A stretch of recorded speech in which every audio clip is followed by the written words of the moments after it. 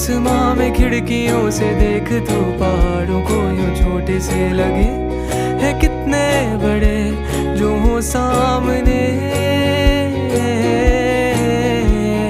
दूर जो है खड़े उन्हें भी ये हमारी जिंदगी तितलियों सी छोटी छोटी सी लगे।